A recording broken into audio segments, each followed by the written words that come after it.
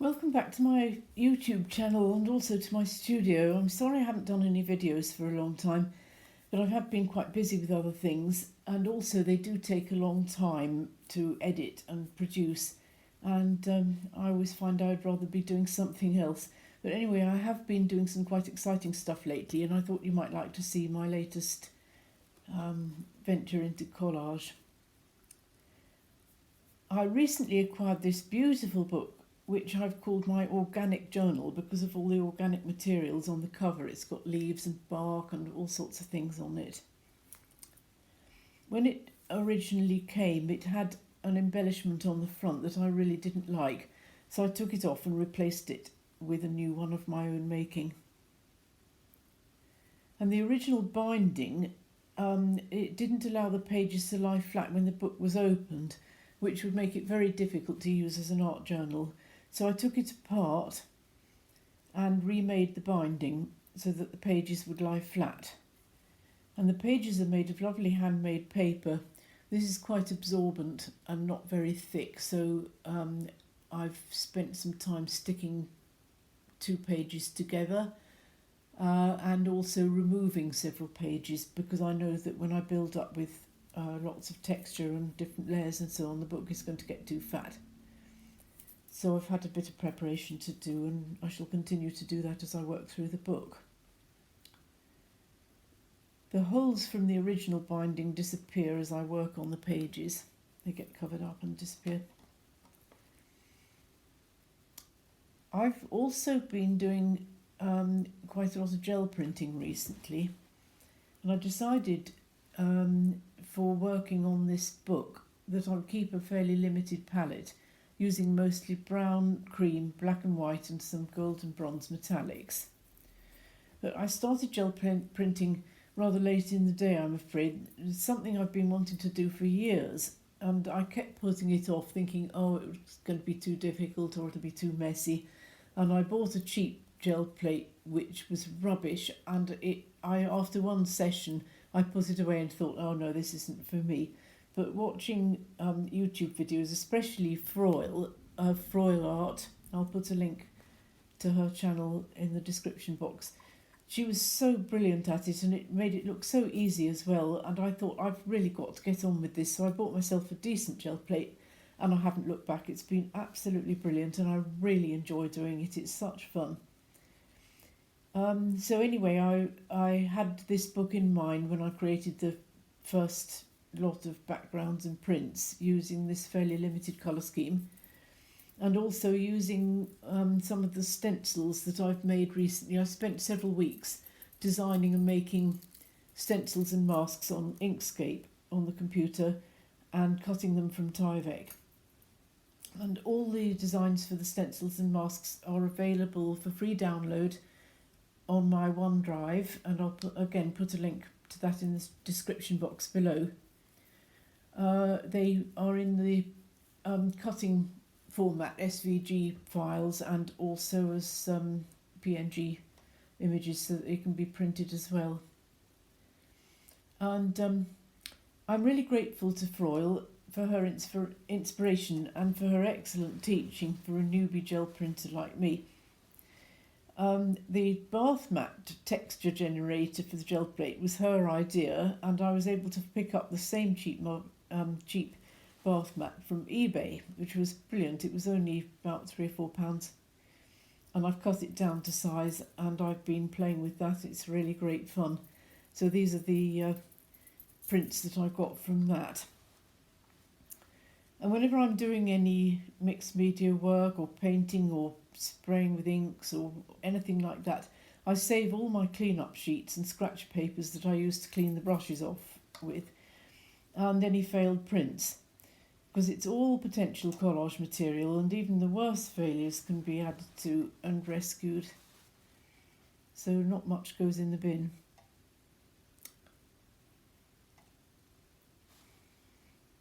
I've also been working with Tyvek again recently. I did have a venture into this a few years ago, but I haven't thought about it recently until I was making my stencils, and I had quite a few scraps left over, so I thought I would keep those for melting and making into things.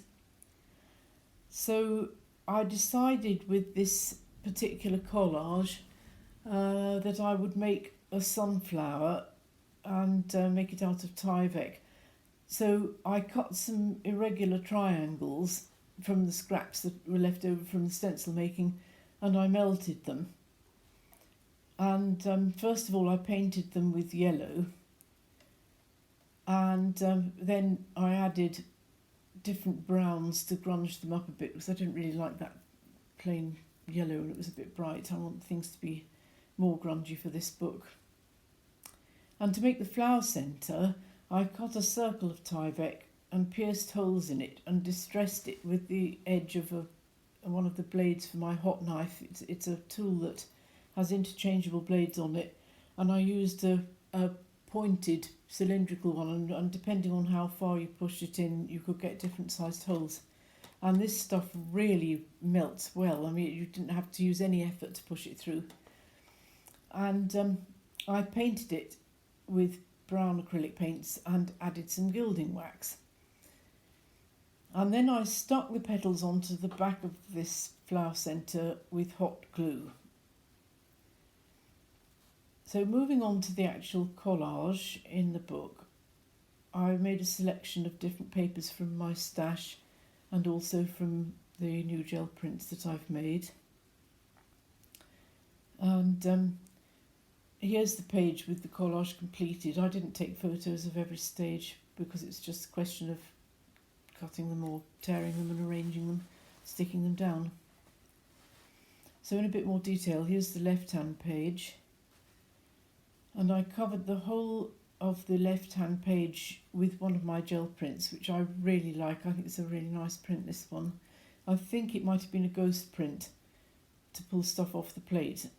And the predominant colour was unbleached titanium, which is a new discovery for me and one of my new favourite colours.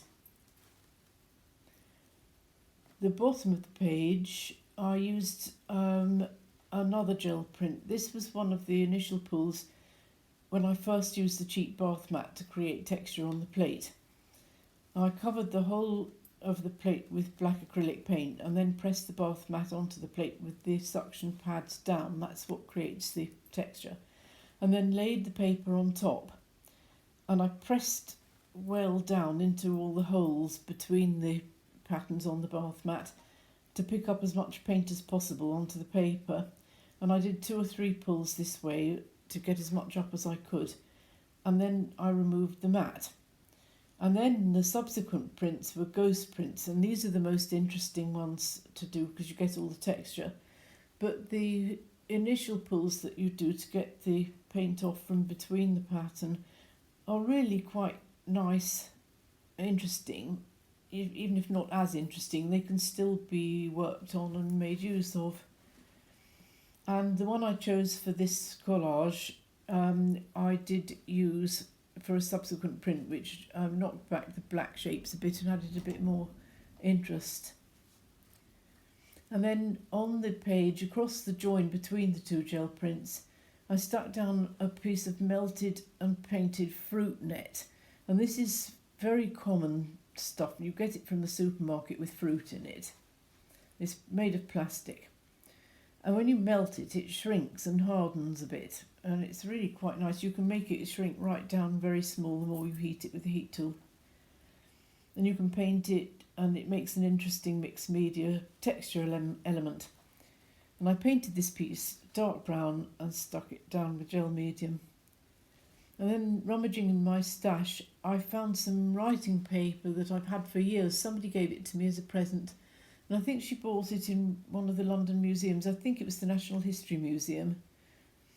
And each page and on the back of the envelope there was this little tiny sunflower, which was an illustration from a vintage botanical book.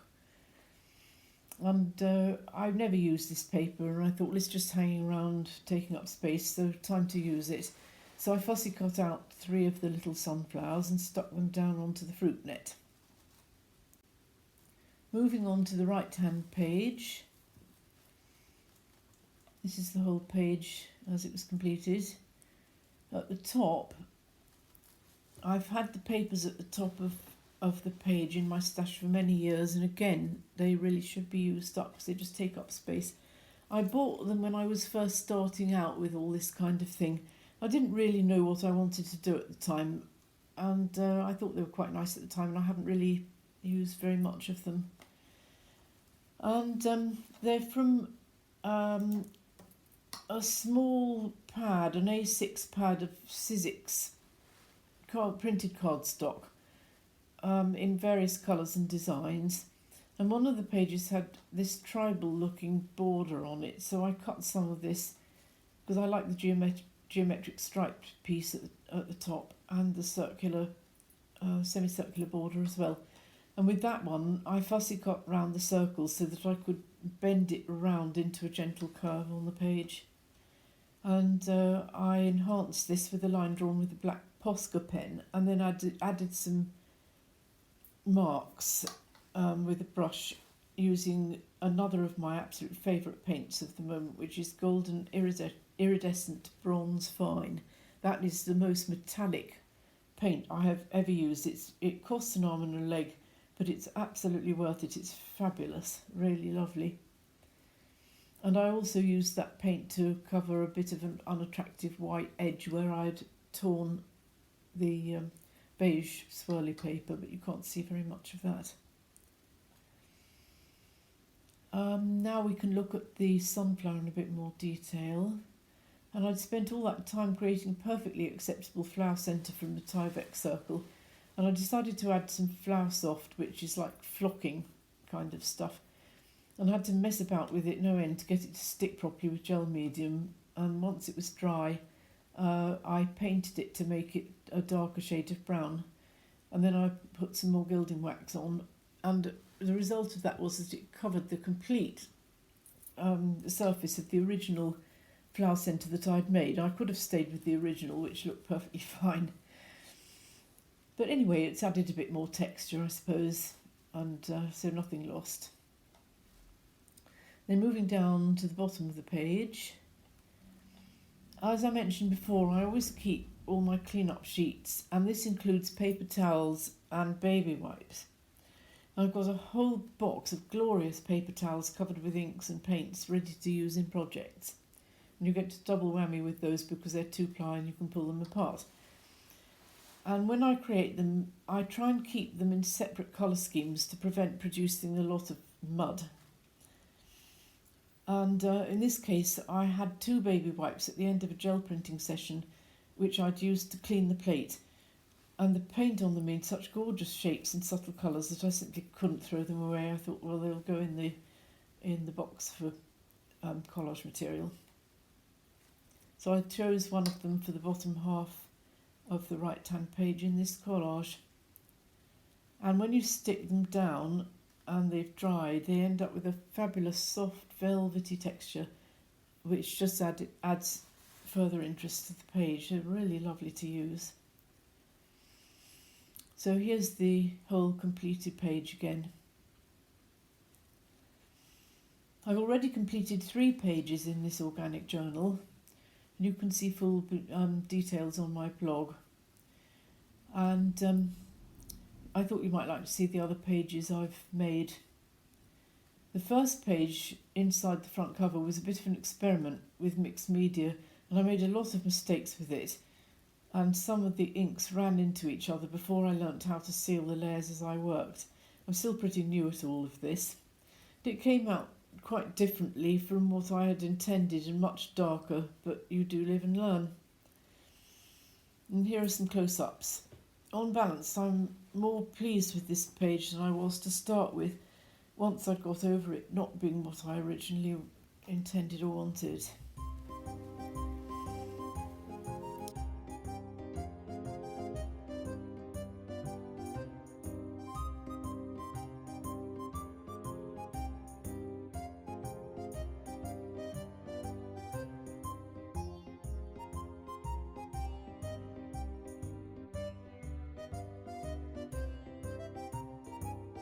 This is the second page, which was an attempt to produce what I wanted for the first one.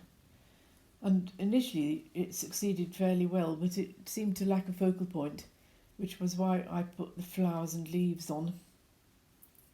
and they were die cuts, and using some gold tissue paper and some gorgeous black gold gilding flakes, which I found on Amazon and couldn't resist. So here are some close-up shots of that page.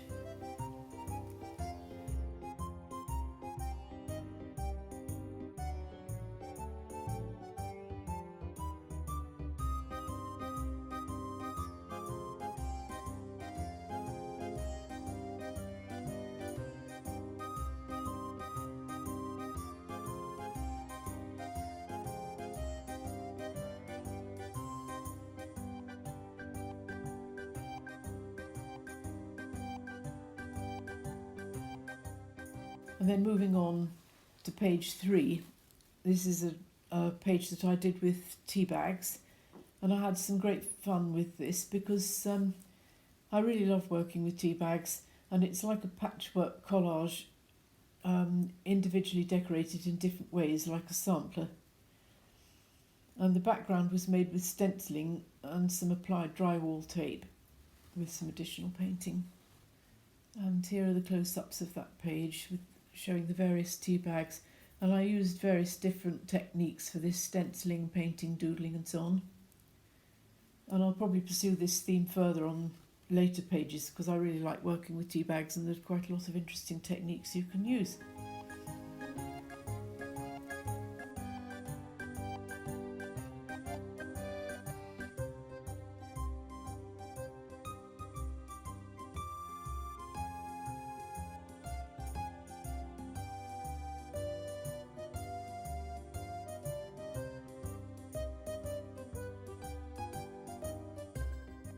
So here we are back again at the sunflowers collage. I hope you've enjoyed seeing the start of my organic journal, and especially this sunflowers page. Tyvek is such a fun product and medium to work with. So please do visit my blog, which is shoshiplatypus.com, for further details of everything on this video. If you search in the little search box for organic journal, it'll bring up all the pages and ones that I shall work on subsequent to making this video. So thank you again for watching, and I'll see you again in the next one. Bye for now.